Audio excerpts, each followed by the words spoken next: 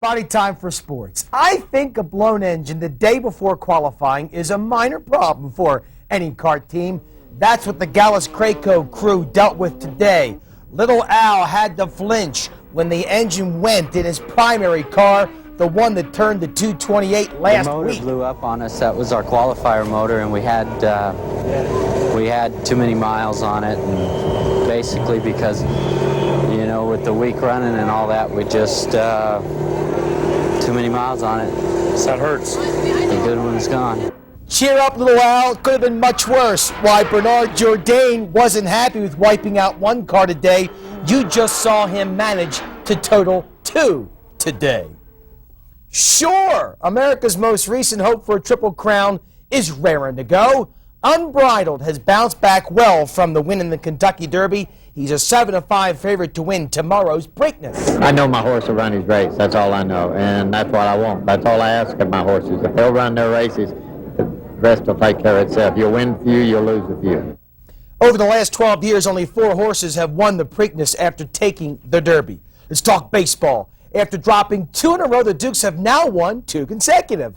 9-4 winners early today over Edmonton. Mike Huff and Jose Offerman both had 3 hits. American League tonight, O's and the Rangers. Balto had 8 straight base hits in the first. It ties a Major League record. David Segui chugging home. Safer out, safer out. He got his left hand on the plate. No, he got his left hand on the plate. O's go on to win. At Yankee Stadium, Yanks and Royals, Roberto Kelly goes back.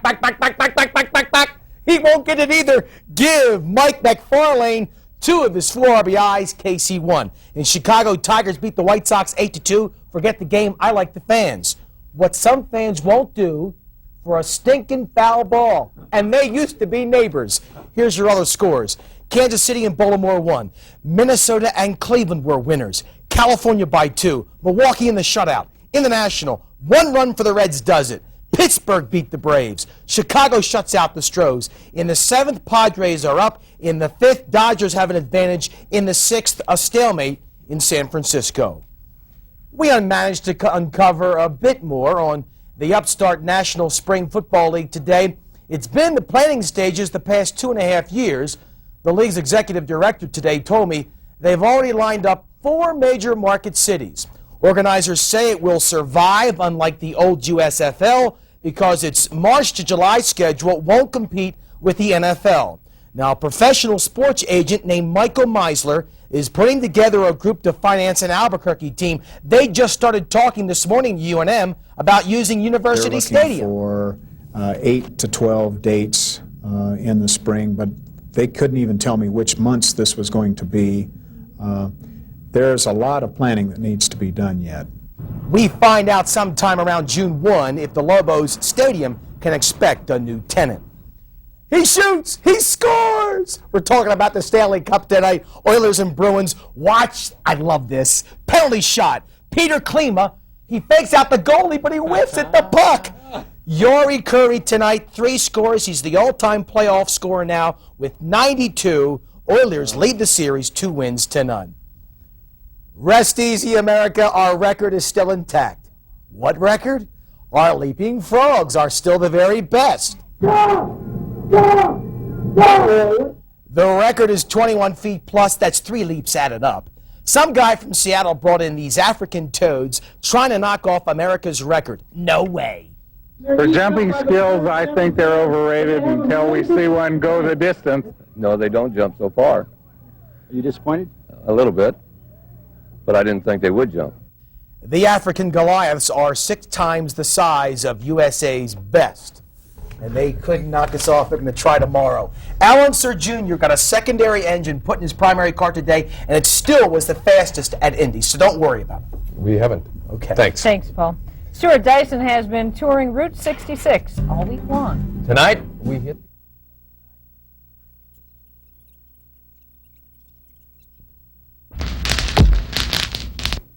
The season finale for high school teams. This is one of the 2 biggest weekends of the year, so we better get going. Some people have touted this Carlsbad baseball team as maybe the best ever in New Mexico. They almost didn't take home the trophy because Farmington took their best shot at the Cavemen. So good, Carlsbad was down 7-1 in the fourth when Shane Andrews hits one to left with the bases loaded, overrun by the outfielder, and 3 runs will score. Andrews into third, cutting the lead to 7-6. Carlsbad had 8 runs in the inning to take a lead, and they led 11-8 into the fifth inning when the Scorps tie it up. Shane Bloomfield plates Jason Roberts. It was 11-11. But Carlsbad went up for good in the sixth. A big blow, 2-run double to left by Rusty Young. The Cavemen win their 3rd straight state title, 14-11. We could have easily just checked it in and said, hey, we give up, but these kids don't have any quit in them, and I'll tell you what, I wouldn't trade that for all the money in the world, fellas, what they did today, coming back. So congrats to the Cavemen, undefeated this year and state champs for the 3rd year in a row. The single-A, double-A kids had their finals too. No, that's not one of them.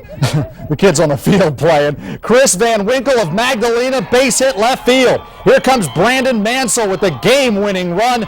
The Steers of Magdalena, their first ever championship, they beat Hot Springs 6-5. Well, the Dukes got to Calgary today a couple hours before their equipment did. Their start with the Cannons was delayed. Right now, 8th inning, Dukes leading Calgary 5-2. Major League Baseball today, the Mets beat the Dodgers 7-0. American League Orioles over the A's 3-2. The Tigers and Blue Jays are rained out. Back to championship Saturday, Quad A, AAA track meet, and that's the guy we had an eye on, Bloomfield's Mario Satania. He was in 5 different events. His best, the pole vault, 16 1¼ inches, shattering his own record by more than a foot. He won the 100 and 300 hurdles and the long jump. Grants won the AAA team title. Del Norte won the Quad A boys, but I was most impressed by this show. 100-meter dash. Clovis is Mike Thompson in the middle of the track. You don't win 100 meters by that much, but Thompson did, 10.6 seconds. We were also interested in Rio Grande's Sheila Burrell. She won the 100 and 400, was 4th in the high jump, 3rd in the long jump, but after the 400 meters collapsed, and she's got a small asthma problem, nothing to be worried about. She was treated and released from University Hospital. She is okay, and Sheila Burrell, a great champion. Tennis, anyone? Yeah, those kids had their state championship showdowns today, too. AAA boys finals, same as last year. Academy teammates Pat Sweetster and Wyatt Goodenough. And this one went the full 3 sets. Sweetster in the far court wins 6-3, 3-6, 6-4. His only loss in 2 years is to Goodenough. AAA girls singles. Demings Jenny Diaz serves to Tamara Shiaka of St. Pius. Shiaka gets one back, but the forehand can't be handled. Diaz wins 6-2, 6-3. 3A boys doubles and all St. Pius final. In the near court, Mike Strati and Derek Sandoval with good teamwork to beat their Sarton teammates 6-love and 7-5. Pius swept the doubles. In the near court girls final, Michelle Mastrovitio and Monica Fitzgerald beat an Academy duo in 3 sets. We will have Quad A highlights tonight at 10. And last but certainly not least on Championship Saturday, softball. We'll have these highlights for you at 10.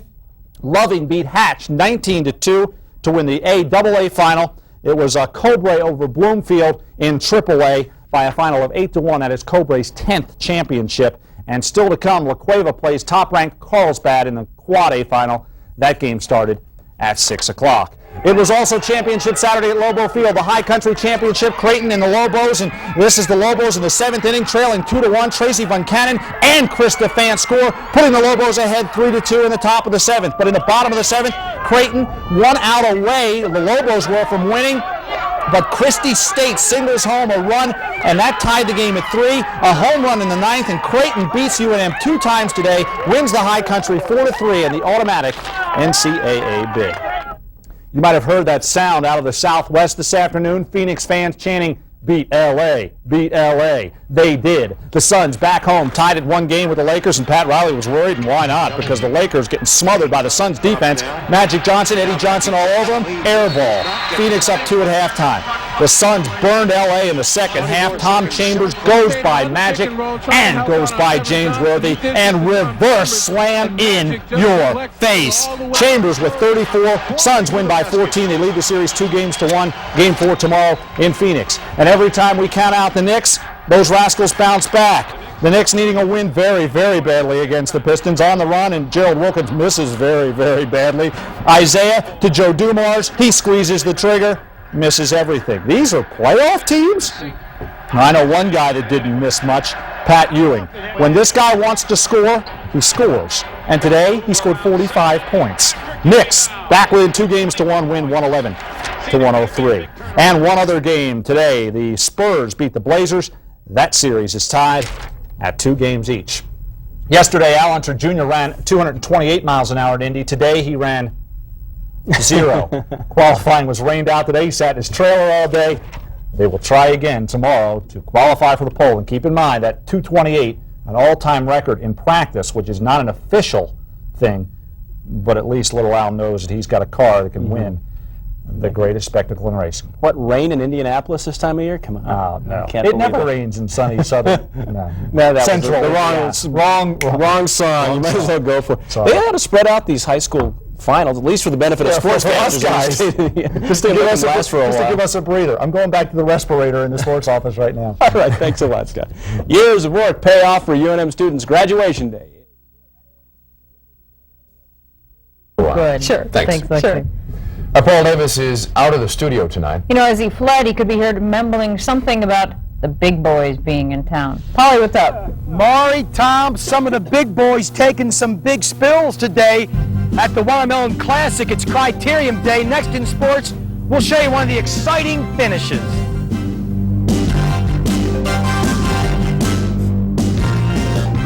At the Southwest Chevy Force dealer in your hometown.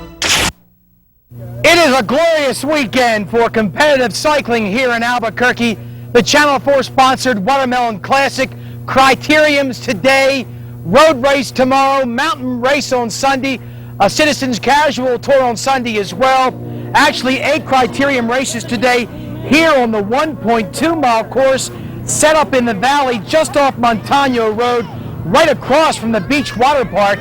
It's actually a neat setup. You can see the whole race from various perches overlooking the course. Now, in a criterium, they just start a clock and you race for a predetermined amount of time. This footage is from this afternoon's juniors division, 16 and under. Here is the finish. This was a 30-minute criterium.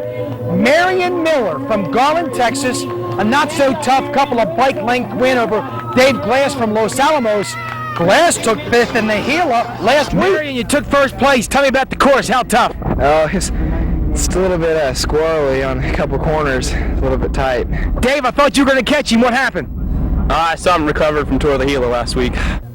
Now, the criterium everybody's waiting for happens at 8 o'clock tonight. It's the pro category, class 1 and 2. A $5,000 first place prize is up for grabs. We'll have highlights at 10. Congrats to Academy grad Nota Begay. He won the Prep National Golf Championships in Nashville today. He wins it on the second extra hole of sudden death. He beat a kid from California. Begay is headed to Stanford. Another sports venue kicked in today. Day 2, State Summer Games. This is Greco-Roman wrestling, and you can't do anything with your opponent's legs. It's strictly upper body maneuvering. And this was a wild match between Highland High's Mike Murphy, he's in the leopard-style singlets, against Del Norte's Levi Fetty. Murphy took it 14-7. Now, opening ceremonies tonight at UNM's University Stadium at 7:30. And guess who is signed up to play in the tennis competition? Me! Baseball has another Major League firing. The Braves have cut loose manager Russ Nixon. Only the Yankees have a worse record than Atlanta. General manager Bobby Cox takes over in the dugout. And Georgetown basketball coach George Thompson, or John Thompson, is staying with the Hoyas. He has said no to the NBA and the Denver Nuggets. And the National Veterans Wheelchair Competition, the summer games are next week in New Orleans. Our Scott Stigler tonight features Albuquerque's lone entrant heading to the Bayou State. Rick Boyer really wouldn't call himself a seasoned archery veteran. Far from it, he's only been shooting about a month. But Rick has overcome obstacles before. 8 years ago, a motorcycle accident confined him to a wheelchair. There's other people out there that, you know, the disability doesn't really make a difference. They don't even really see the chair. It's not even there in their vision, you know. It's just, they treat me just like anybody else. Sure. But those people seem to be few and far between. Thanks to some years of military service, Rick found some caring people who pushed him to live a full life. The Veterans Administration in California. They let me see things there that my eyes were basically closed to, and I was able to realize that there's a whole other world out there. That includes competing, in this case in the National Veterans Wheelchair Games this weekend in New Orleans. Rick actually wanted to go to the games as a wheelchair racer, but his chair is going to be a little late, so he picked up the bow and arrow instead. And I shot for about 2 weeks, and then my bow broke. And so I bought a new bow, and I've been shooting this for about a week now. And I'm working on it. Even if he doesn't win, give Rick some credit. He's got an attitude that's right on target. Scott Stigler, News 4, Albuquerque. That's it from here. Tom Maury, back to you. Thanks, Paul. We'll see you back here at 10, Paul. Are you in the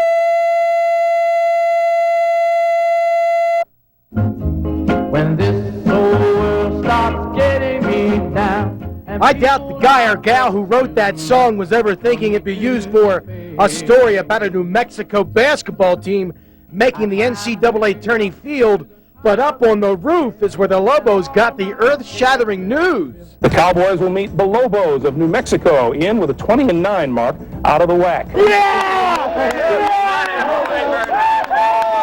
Not hard to tell, it's been a while for the program. Yeah, 12 long seasons have come and gone since New Mexico's last two-step at the so-called Big Dance. Why, it's enough to make a 7-footer speechless almost.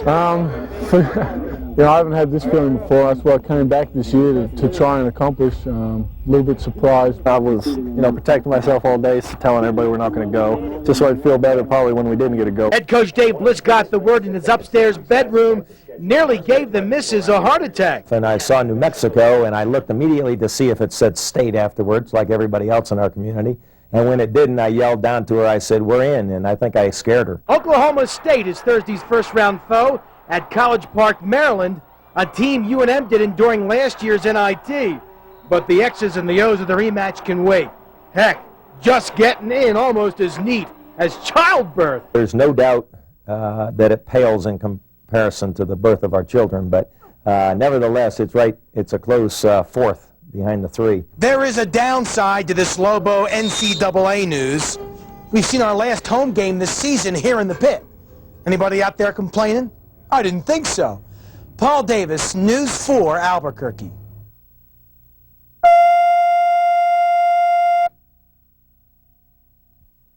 You really can't blame the person who brainstormed this cartoon, but truth be told, it didn't take as long as hell freezing over for New Mexico making it back to the NCAAs. Just 13 years.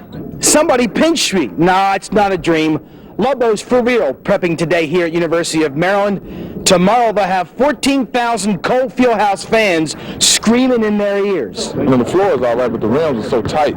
But you definitely got to use a lot of arch. It's a little different. It's an old field house, but it's nice and bright, and it's a nice place to play in. I think it's a great building. It seats a lot of people. Has NCAA all over the floor, and it's a good experience for me. And if UNM is unaccustomed to their new playground, Dave Bliss most certainly is not when it comes to NCAA fervor. He's one of just 7 coaches to bring 3 different programs to the tourney.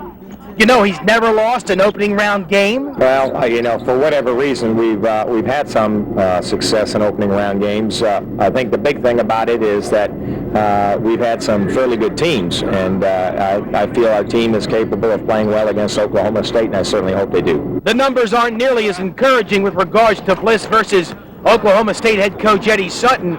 More on that tonight at 10. Paul Davis, News 4, College Park, Maryland.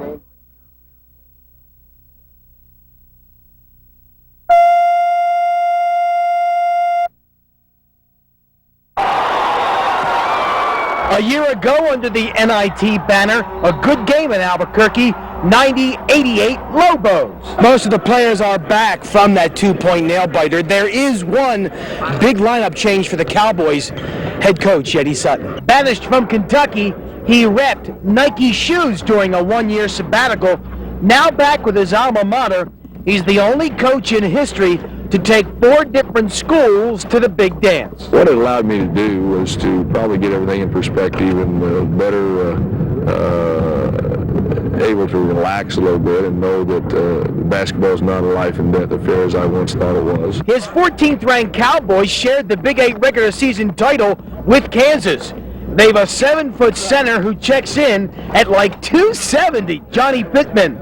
And a power forward some say is one of the best in the nation, Byron Houston. I didn't play as well as, as some of the people on my team, failed to do some things last year, but we're not going to make the same mistake this year. I'm going to have to do what I have to do. I've guarded a strong guy before in Slater, and I know how to guard strong guys, and I'm going to have a big redhead in there with me to hopefully block some shots out of there. Dave Bliss may have never lost an NCAA first-round opener, but he's only defeated Mr. Sutton once in 13 tries. Maybe his luck will change tomorrow. Paul Davis, News 4, College Park, Maryland.